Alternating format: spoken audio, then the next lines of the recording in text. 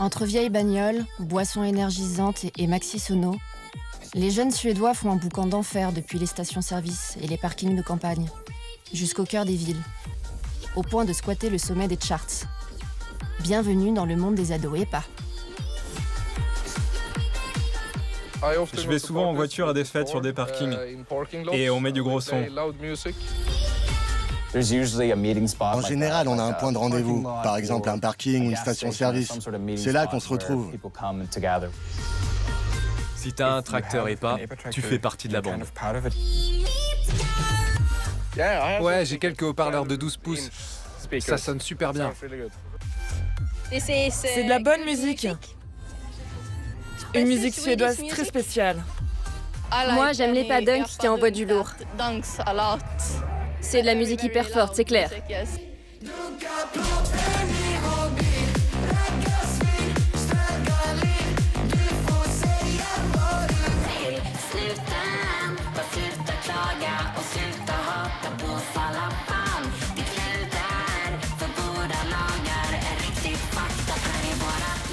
Je dirais que les padunks s'inspirent beaucoup de la vieille école.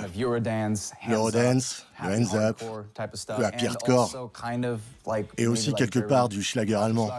Je m'appelle Eric, on me connaît sous le nom d'Eric Medusa, et je suis musicien sur la scène suédoise du ragar et de l'EPA-dunk.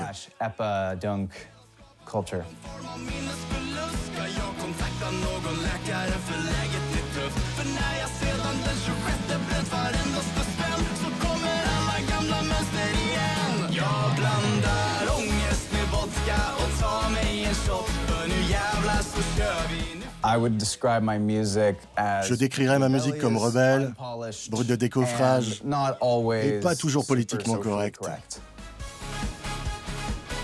C'est un genre un peu flou, on va dire, mais il est aussi très lié à toute une culture.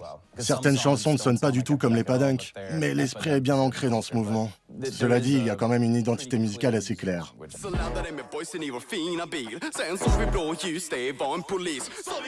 Les éléments principaux, c'est la grosse caisse et la basse en contretemps. Ça fait... Et puis il y a la progression typique à 4 accords.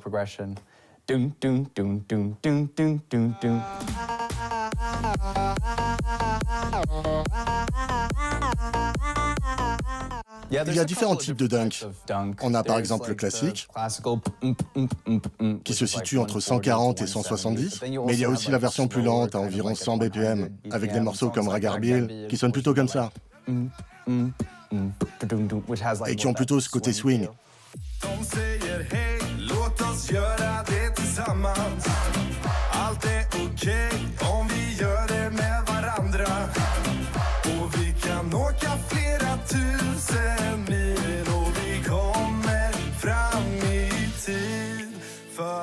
Le plus souvent, ça parle de trucs illégaux comme le sexe et la drogue. C'est juste plein de dunks, des basses quoi. Dans les padunks, les femmes sont représentées de manière un peu dégradante, mais en même temps avec une sorte de girl power. Elles sont peut-être un peu trop sexualisées. Certaines personnes trouvent peut-être ça humiliant. Moi, je l'ai jamais vu comme ça. C'est juste des paroles. Pour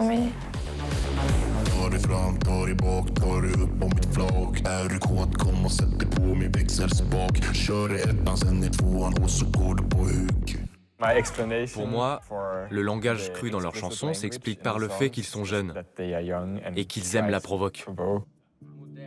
Ce qui caractérise les padunks, ce ne sont pas tant les paroles provocantes qu'une culture qui s'est développée autour des voitures et des basses vrombissantes.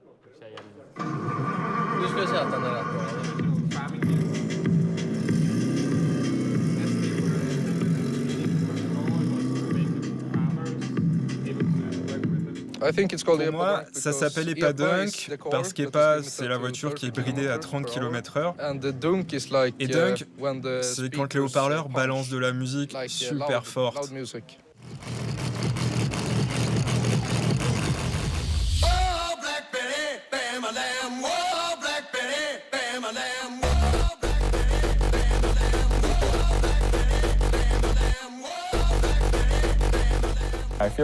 Je crois qu'ils veulent compenser cette vitesse réduite en poussant autre chose à fond. Alors évidemment, ils mettent la musique au max.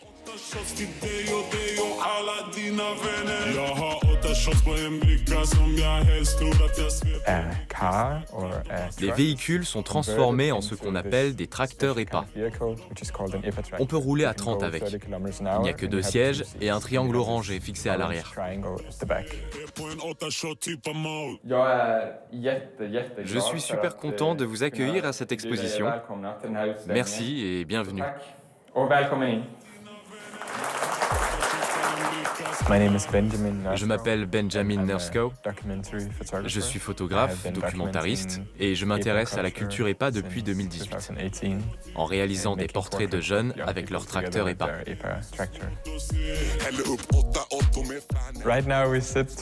Là, on est à côté de 4 très vieux tracteurs EPA qui représentent les débuts de ce phénomène.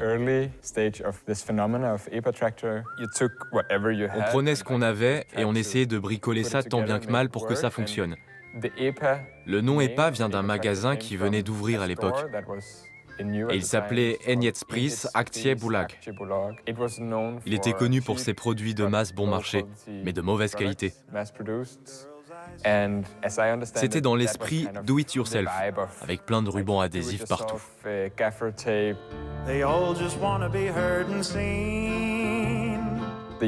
Les jeunes ont trouvé cette faille pour se procurer des véhicules qu'ils peuvent conduire dès l'âge de 15 ans. Ils ont saisi cette opportunité et l'ont exploitée à fond. Et aujourd'hui, cette tendance est plus populaire que jamais.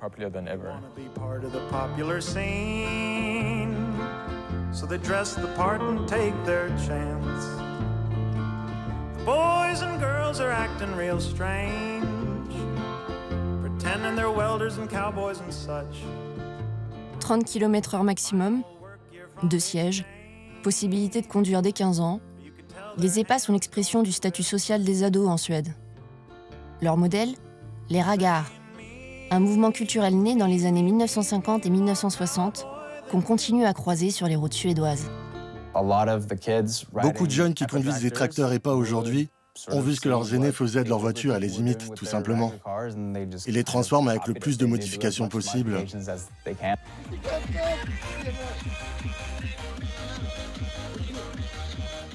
Les EPA ragars sont surnommés bleuillards ragars, ce qui veut dire ragars en couche, parce qu'ils sont mineurs.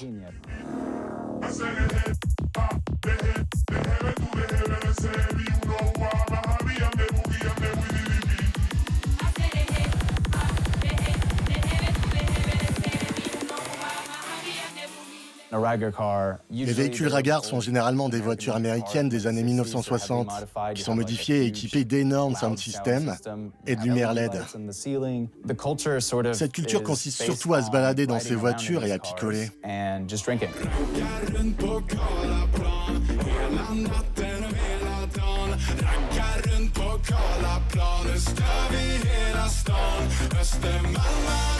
Je peux conduire super longtemps. Les rendez-vous ne sont jamais dans le même village. Chaque été, j'enfile les kilomètres pour aller à tous ces événements qu'on appelle des cruising. Quand on se retrouve, tout le monde met de la musique. C'est comme un concours pour savoir qui balance le plus gros son. Je vous montre. C'est de là que sort le son.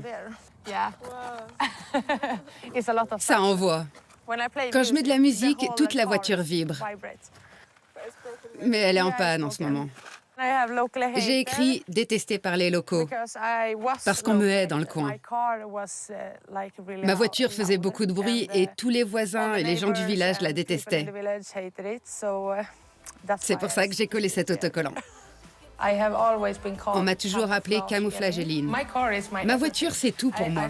J'ai pas besoin de copains, juste de ma voiture. C'est mon grand amour.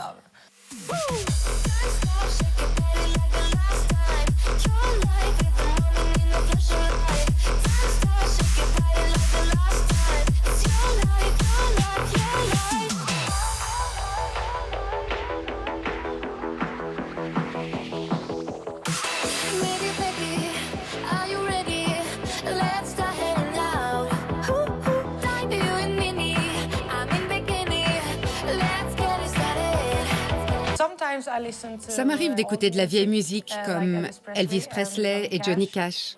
Et j'adore Eddie Meduza.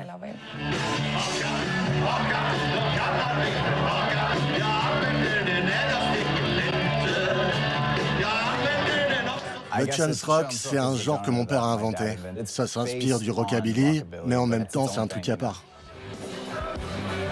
Chance rock, ça veut dire littéralement rock burné.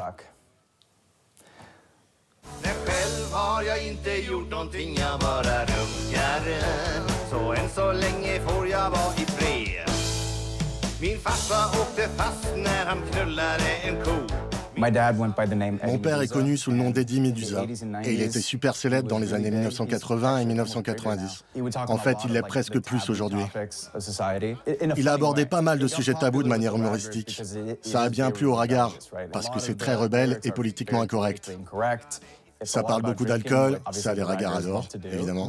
Ses chansons n'étaient pas seulement vulgaires et irrévérencieuses, elles étaient aussi intelligentes. C'était une bonne satire politique et sociale.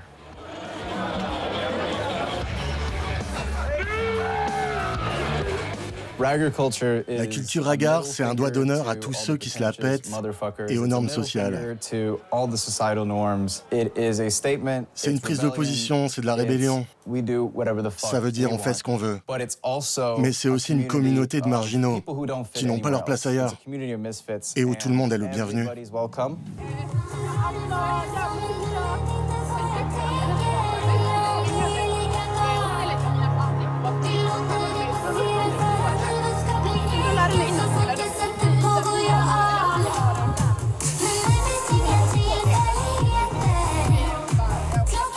Si tu veux boire dans ta bagnole, sauter sur le toit et faire de la merde, tu vas pas le faire sur une belle voiture. Par contre, si c'est une vieille guimbarde, on s'en tape. C'est comme ça qu'on répare les choses en Suède. On prend du ruban adhésif et voilà.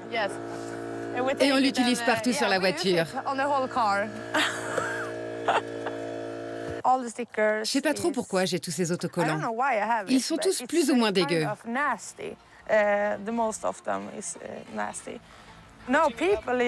Les gens collent des autocollants partout.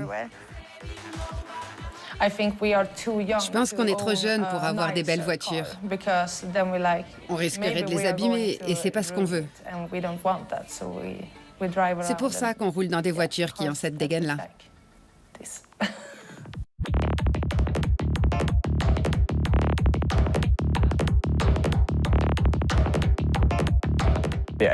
Vouloir garder quelque chose en parfait état, sans rayures ni traces d'usure, c'est une mauvaise habitude à mon avis.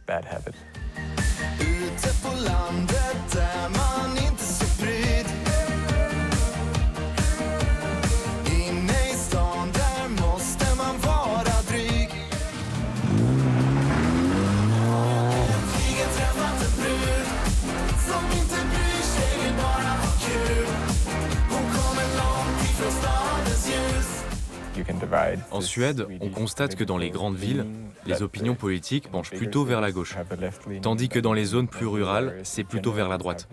Et comme la culture EPA est plus présente dans les zones rurales, on y observe des tendances de droite.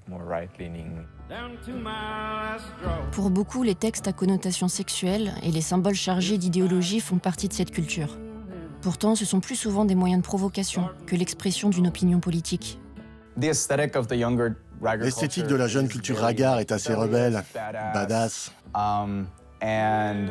et parfois teintée d'extrême droite. Certains sont carrément des nazis. Ils arborent des croix gammées et toute cette merde. Mais je pense que pour la plupart des gens, c'est juste une façon de provoquer. La grande majorité s'en fiche, ils veulent juste s'amuser, écouter de la bonne musique et passer un bon moment.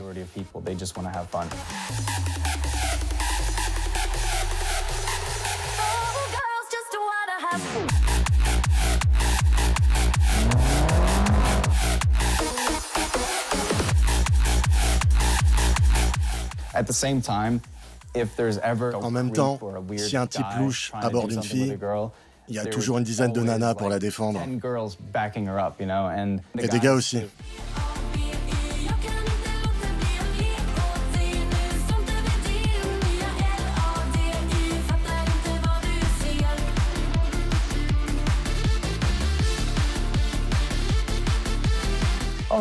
Au début, il n'y avait pas tant de femmes que ça. Mais chaque année, j'en vois plus. Et ça me plaît. Celui-là, c'est le meilleur.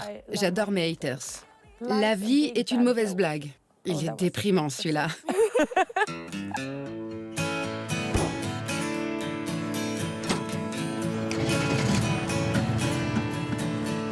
Well, I won't back down.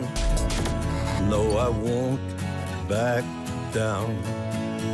You can stand me up at the gates of hell, but I won't back down.